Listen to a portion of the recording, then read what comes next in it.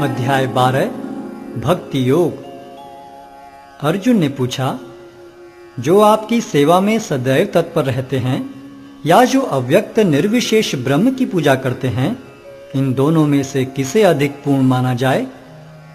श्री भगवान ने कहा, जो लोग अपने मन को मेरे साकार रूप में एकाग्र करते हैं और अत्यंत श्रद्धापूर्वक मेरी पूजा करने में सदैव लगे रहते हैं, वे मेरे द्वारा परम सिद्ध माने जाते हैं। लेकिन जो लोग अपनी इंद्रियों को वश में करके तथा सबों के प्रति संभाव रखकर परम सत्य की निराकार कल्पना के अंतर्गत उस अव्यक्त की पूरी तरह से पूजा करते हैं, जो इंद्रियों की अनुभूति के परे है, सर्वव्यापी है, अकल्पनीय है, अपरिवर्तनीय है, अचल तथा ध्रुव है, वे समस्त लोगों के कल्याण में संलग्न रहकर अंततः मुझे प्राप्त करते हैं। जिन लोगों के मन परमेश्वर के अव्यक्त निराकार स्वरूप के प्रति आसक्त हैं, उनके लिए प्रगति कर पाना अत्यंत कष्टप्रद है। देहधारियों के लिए उस क्षेत्र में प्रगति कर पाना सदैव दुष्कर होता है।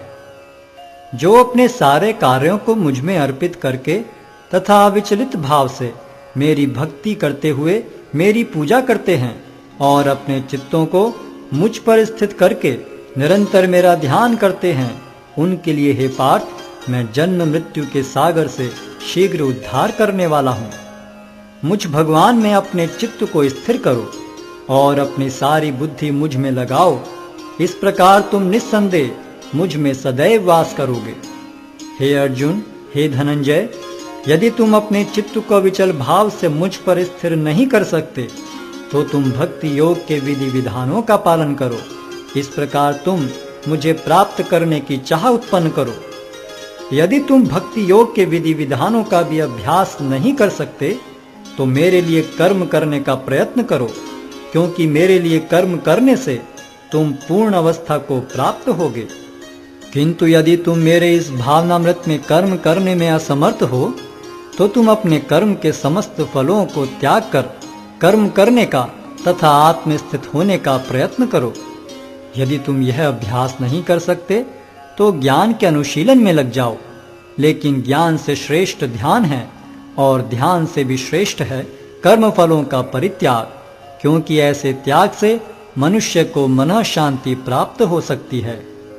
जो किसी से द्वेष नहीं करता, लेकिन सभी जीवों का दयालु मित्र है, जो अपने को स्वामी नहीं मानता और मिथ्या अहंकार से मुक्त है, जो सुख दुख में संभाव रहता है, सहिष्णु है, सदैव आत्मतुष्ट रहता है, आत्म संयमी है, तथा जो निश्चय के साथ मुझ में मन तथा बुद्धि को स्थिर करके भक्ति में लगा रहता है, ऐसा भक्त मुझे अत्यंत प्रिय है।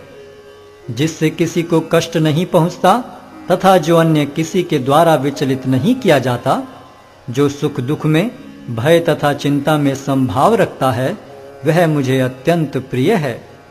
मेरा ऐसा भक्त जो सामान्य कार्यकलापों पर आश्रित नहीं है, जो शुद्ध है, दक्ष है, चिंता रहित है, समस्त कष्टों से रहित है और किसी फल के लिए प्रयत्नशील नहीं रहता, मुझे अतिशय प्रिय है।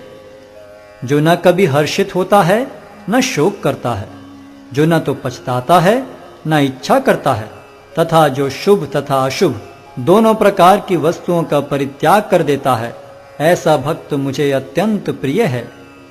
जो मित्रों तथा शत्रुओं के लिए समान है, जो मान तथा अपमान, शीत तथा गर्मी, सुख तथा दुख, यश तथा अपयश में संभाव रखता है, जो दूषित संगति से सदैव मुक्त रहता है, जो सदैव मौन और किसी भी वस्तु से संतुष्ट रहता है, जो किसी प्रकार के घर बार की परवाह नहीं करता, जो ज्ञान में दृढ़ है और जो भक्ति में संलग्न है, ऐसा पुरुष मुझे अत्यंत प्रिय है।